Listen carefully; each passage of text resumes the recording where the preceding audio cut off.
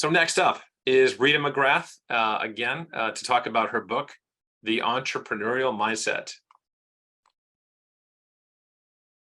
Very excited to have one of our favorite people in the digital health program, Professor Rita McGrath from Columbia Business School, who is one of the world's leading professors in strategy and management. And today we're going to talk about one of her, well, actually her latest book. She's a prolific author, writer, researcher, and has an incredible number of peer-reviewed publications on Google Scholar. Look her up there. And very excited to introduce her today and talk to her a little bit about her newest publication. Rita, how are you doing? I am good. It's good to be back in the classroom. Good to see you. And just take a minute to introduce yourself and give everybody a little bit of background for those few folks on the program who don't know about your background, just if you could for 1 minute or so. So I'm Rita McGrath. I'm a longtime professor at Columbia Business School, and I try to demystify this emerging collision between strategy and innovation for people. That my work has long time been at that intersection of strategy and innovation. And I'm probably best known for concepts around leading and managing under uncertainty.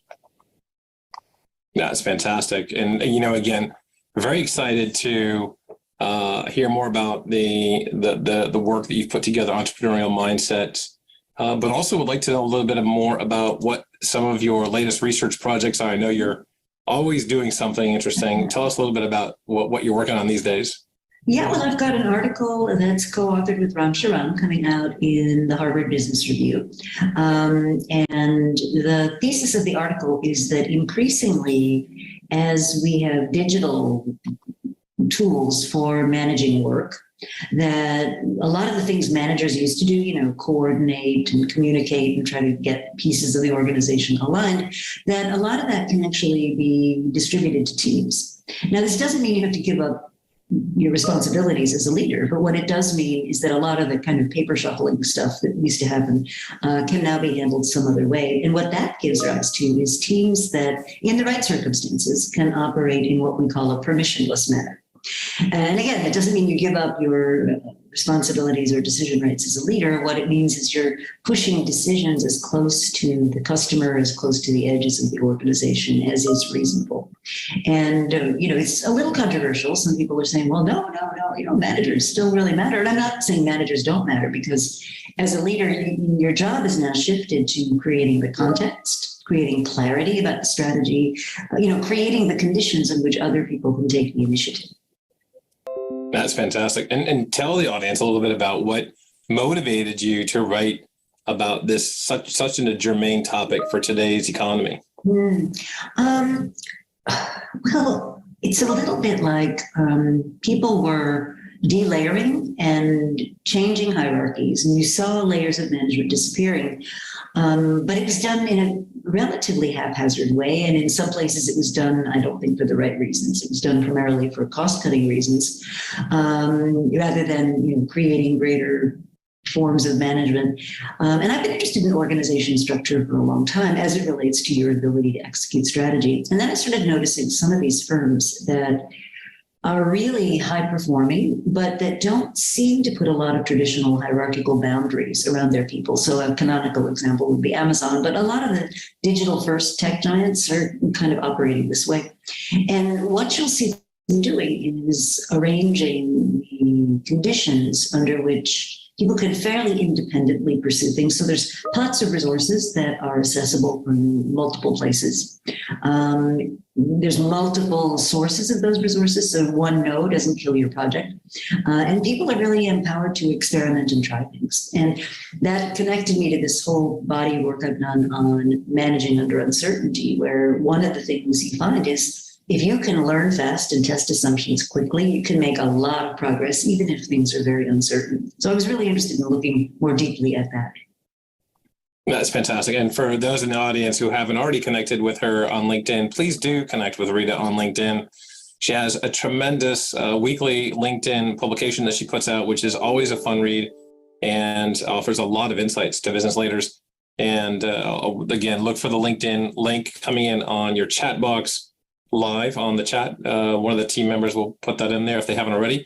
And then also, Rita, tell the audience a little bit more about the work and as a lot of them are founders, and a lot of the folks that are listening to us either have founded their own company or they are wanting to found something. They're future founders, if you will. And so tell them a little bit about what they should be thinking about when they're using your framework around entrepreneurial mindset, and they're getting ready to put together a new venture, and what they should be thinking and how they should be thinking about the socioeconomic impact of their new venture. Well, so I think you need to put all this in context, which is if you go back in time, say before 1985, I would say being an entrepreneur was not considered a great career path. Like it meant you couldn't get a job, and the objective function was to be the man in the gray flannel suit. That was kind of the more sociologically acceptable thing, and that really all changed. I would argue sometime in the 80s, maybe in the Reagan Revolution, and after we saw the 70s emergence of Silicon Valley and all these incredible wealth creating enterprises then. And what we're still, I think, getting adjusted to is the transition in what it means to run, DuPont's nylon business for 60 years versus the shorter competitive cycles that we're living with today. So if you think about the lifetime of a competitive advantage, there's this initial starting stage where it's all primordial soup, and it's technologies and ideas and people and things bumping into each other. And then out of that is the innovation process or the entrepreneurship process. And then eventually you find a recipe for something that looks as though it can scale. You scale it, and then you have this wonderful period of exploitation when you get to enjoy the fruits of what you've built. But you always have to be prepared for the next move, right? Because if you've got something that's working, competitors are going to notice. And eventually they'll move in, they'll copy if they can, they'll match you if they can't copy you. And so we've always got to be thinking about the next advantage. And that's really what led me to thinking about, if you think about serial or habitual entrepreneurs, people that start mini businesses, that's what they do.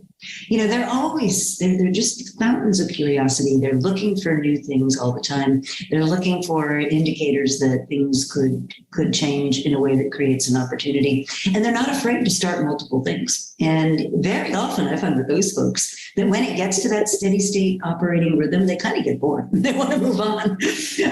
So I think the first sort of tip I would offer is if you start to plan like that, so you're always looking for opportunities, you're not throwing a lot of resources at them in the early stages. So you're doing a lot of testing and learning and, discovery work before you actually say, okay, this is it, we're going to go. And then once you do decide to go, you go with a fair amount of confidence, but you always got an open mind to new information.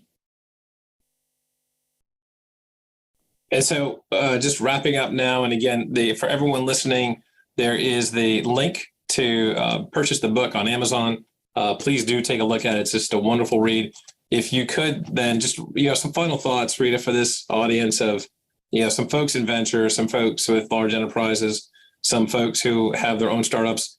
What are some of the final thoughts that you'd like to leave them with before they head off onto this Halloween weekend and get to enjoy themselves here at the hopefully the end of the pandemic in 2022? What are some of the final thoughts you'd like to leave them with? Well, great disruptions like the pandemic, like some of the current economic shocks that we're processing, even unfortunately conflict in Europe, free things up, and if you go at it with an entrepreneurial mindset, that's where often the opportunities lie, because resources are shaken loose. Good people, right? I mean, you can hire people now that would have laughed at an offer from you a year ago. And so I would say don't get carried away by the sort of anxiety of the zeitgeist, and really dig under that and see where the opportunities are. That's fantastic. That's a great way to leave it. And there are certainly a lot of opportunities. We are seeing this certainly across the business school and around the ecosystem where, folks are looking at the U.S. struggling right now in our economy. The truth is that most global economies are struggling right now, and a lot of folks are really taking flight into the U.S. healthcare market. And so digital health now being a part of that, seeing a lot of interesting new capital coming in from global capital sources that wouldn't normally be playing in the U.S. digital health market. So anyway, good to see that. And Rita, again, thank you very much for your time today. Again, know how busy you are. and looking forward to talking again soon. Have a great Halloween weekend. Great. And I hope next time to be with you in person. Likewise, that'd be great. Take care. Fantastic session, Rita. I really appreciate it. And again, want to really thank everyone here today for joining. And just from some closing remarks, we have a lot to take into consideration as we're leading forward into the future with digital health. And human rights are, it's incumbent upon all of us to take responsibility for doing everything we can do to help improve human rights, whether it's women's health, whether it's democracy, and stabilizing that, whether it's thinking about how algorithms are being trained and AI is being created today for the wealthiest 1 billion and how it will affect the lowest income 1 billion. These are the sorts of things that we covered today. I'm hoping you were able to pick up. Don't forget to subscribe to our YouTube channel, and greatly appreciated. Don't forget to also attend and register for the Innovator Summit 2022, whether it's virtually for free or in person on site with your HITLAB in discount that you saw scroll across, or if you didn't see, you'll see shortly as I send you a quick follow-up email after the program. And don't forget to join us for the meet and greets that we're having following this session. If you didn't hear about those, look for them on the chat box. And again, special thanks to our sponsors, MST, Muna, and CancerCenter.ai. Again, tremendous help there. And our other partners as well, greatly involved in shaping this program and helping us think through how human rights are being affected and can be improved with digital. And a huge thank you to all of our team. Without this spectacular team, none of this happens today. Rachel Fredman, Yamina Zara, Ainsley Bowen, Gwen Petty, Raymond Mendiola, Kevin Stroll, Ayana Cox, Ramisha Navid, Jessica Barone, and Jerry Antamato, the captain of the ship, Jerry Antamato. And thank you again for joining us, and looking forward to seeing you all either in person or online the week after Thanksgiving, November 29th, 30th, and the 1st. Until then, please stay well, take good care, and bye-bye.